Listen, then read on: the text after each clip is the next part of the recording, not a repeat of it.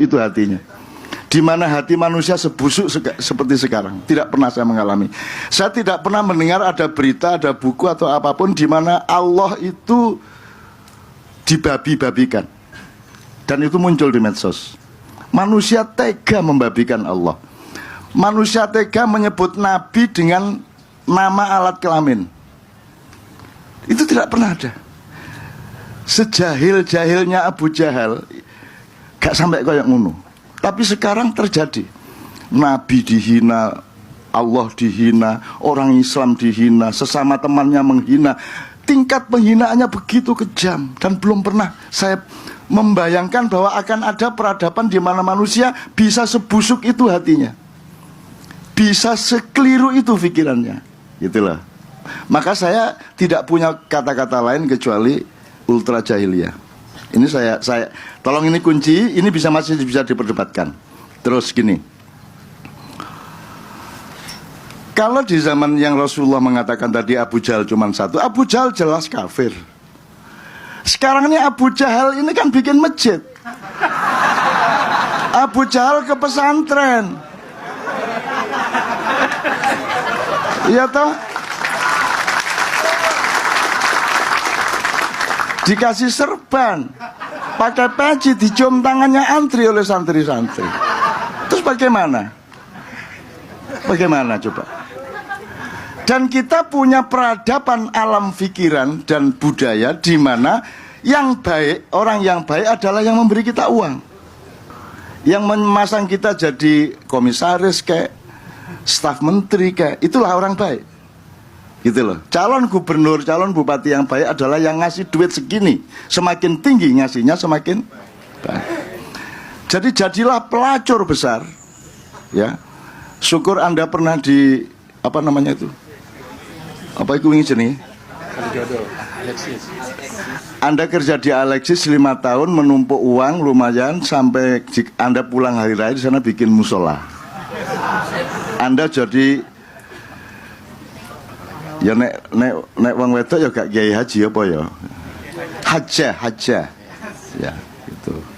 Jadi kita ini sedang di dalam satu penganiayaan diri yang luar biasa, di mana Tuhan kita adalah keuangan yang maha kuasa itu. Ya, betul enggak? Pokoknya biar iblis, biar dajjal, biar jin ifrit, asalkan datang bawa duit, dia menjadi malaikat. Betul enggak? Ini dengan segala variabel-variabelnya. Pokoknya begitu yang terjadi sekarang. Bagaimana tidak ultra jahiliyah? Itu kedua. Ya. Yang ketiga, kita ini seolah-olah hitam putih. Pokoknya yang putih, setiap kelompok mengatakan dirinya putih, lawannya hitam. Terus si hitam ini juga merasa dirinya putih, sini yang hitam. Kan gitu. Terus piye iki Abu Jahal sing ndi iki? Kan begitu. Bagaimana? Rasulullah tidak menghadapi itu Nabi Musa tidak menghadapi itu lah. Aku sing ngadepi iki apa iki? Ya apa iki? Dan itu pura-pura juga. Dia juga tidak penting hitam apa putih. Karena di dalam dirinya, kalau yang menguntungkan hitam dia hitam, kalau yang menguntungkan hijau dia hijau, kalau yang kira-kira membuat dia menjadi komisaris merah, ya merah dia. Betul enggak? Jadi iki Abu Jahal cap opo koyo ngene iki. Ki opo ki angel iki. Pun pas angkat tangan gitu kan. Terus iblis teko, aja meneh sampean aku yo angkat tangan. Loh, lah kok kono angkat tangan iblis? Lah nggih lah kula niku karep kula mboten sampai sak monten. Saya itu menggoda manusia tidak sampai sejahat itu. Sebelum saya goda, dia sudah melakukan 1000 kali lipat lebih jahat daripada yang saya rekomendasikan. Nah, sepiye coba. Jadi kan, maka yang ketiga poinnya adalah mainstream kita adalah kemunafikan. Lah kalau mainstreamnya kemunafikan, Anda tidak bisa pegang. Kelihatannya hitam ternyata putih, ketika kita simpulkan putih ternyata hitam. Ketika ini bolak-balik ini putih hitam, oke ini jelas hitam, ternyata hijau. Kan kita nggak pernah bisa pegang ini. Kalau kemunafikan Itu tidak bisa pegang. Kita tidak tahu ini mengagumkan atau menjijikkan. Kita nggak tahu lagi. Karena aku menafikan. Saya ini bukan siapa-siapa. Saya ini bukan bos, bukan kiai, tidak punya nasab, tidak pernah punya sanad ilmu yang jelas, tidak punya kekayaan yang mencukupi untuk menjadi seorang bos. Tapi saya tidak pernah sempat nyetir. Saya ke Jakarta, ada yang jemput nyetir. Saya ke Surabaya, ada yang jemput. Saya di Jogja, kemanapun saya ada yang nyetir. Bukan karena saya punya sopir, karena tidak ada yang tega kalau saya nyetir. Betul enggak? Dan saya juga tidak tega kalau saya nyetir. Bayang no, masa aku saya nyetir ganti turun di kiwaku. Kan, jadi saya tidak punya kesempatan untuk nyetir. Bayangin, padahal saya bukan siapa-siapa. Tapi di Indonesia, presiden bisa naik-naik pohon, bisa dandani opo, masang-masang opo, bisa copot sepatu untuk masuk got. Kan gitu. Ini apa ini yang terjadi ini? Apa yang terjadi? Menteri iso meneng-meneng nyapu jalan tol, coba. Saya aja yang bukan siapa-siapa ndak mungkin nyapu jalan tol toh, Mas. Kan gitu ta. Apa yang terjadi di Indonesia ini kecuali kemunafikan? Salah satu aplikasi kemunafikan adalah pencitraan. Pencitraan adalah pemalsuan. Pemalsuan itu kriminalitas. Pemalsuan adalah dosa besar yang luar biasa. Dan kita sedang menjalani demokrasi ini dengan pemalsuan-pemalsuan tentang apa saja. Kan gitu. Dan di Indonesia hukum kita terapkan dengan penuh dendam. Pak Nur Somad anaknya nyerempet becak saya. Yang saya hukum bukan anak yang nyerempet, tapi Pak Nur Somad saya pecat sebagai dosen. Loh, Indonesia bisa begitu, Mas. Dipecat, tokonya tak bubarno. Iya coba. Membabi buta hukum kita. Anda tidak tahu aja ceritanya, tapi saya menjumpai itu di mana-mana. Sebuah media memberitakan X yang merugikan pemerintah.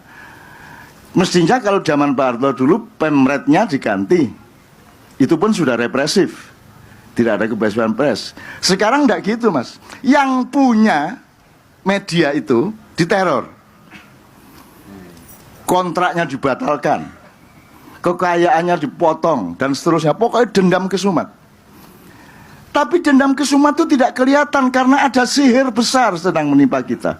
Ada sihir besar yang membuat orang bisa memuja dua orang di Indonesia melebihi Nabi Muhammad, melebihi Yesus, melebihi Nabi siapapun.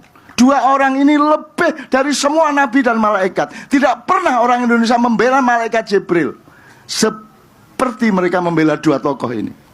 Kalau Anda tidak tahu siapa dua tokoh ini, tidak usah ikut makyan. Ngunut tok gak ru kon niku. Gitu ya, Mas ya. Jadi sihir besar membuat kita gelap. Kita membenci seseorang melebihi kadar dan kita mencintai seseorang melebihi kadar. Lebay, kuadrat. Belani Gusti Allah gak tahu dibelani kayak ngono. Quran bisa dilempar, bisa diinjak, bisa dihina, bisa diejek.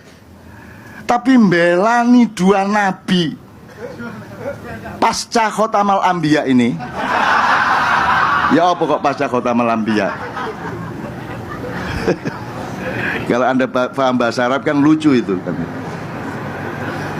Melebihi membela agama, membela kitab suci, membela nabi, membela rasul. Dan itu terjadi di Indonesia. Saya tidak marah. Allah mengatakan tidak ada orang yang menganiaya kecuali menganiaya dirinya sendiri. Kalau nanti Anda tahun 2019 memproduksi politik persis seperti sekarang, Anda adalah segoblok-gobloknya orang. Nek podo karo saiki iki sing produksimu, ya wis anjene wis kon gak iso tak tulung kon. Nanti saya ngambek ke pinggir hutan terus Nabi Muhammad iku lha kok ndek kene kuwi tugasmu akeh. Pun boten wis gak tak tahu. Boten. Pun boten. Oh, ora iso kuwi tugasmu as.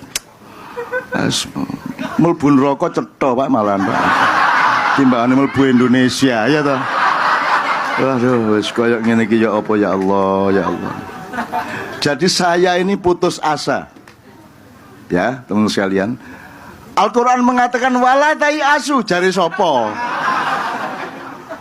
Tolong ditafsirkan yang benar, ditadaburi. Tai asunya ndak apa-apa.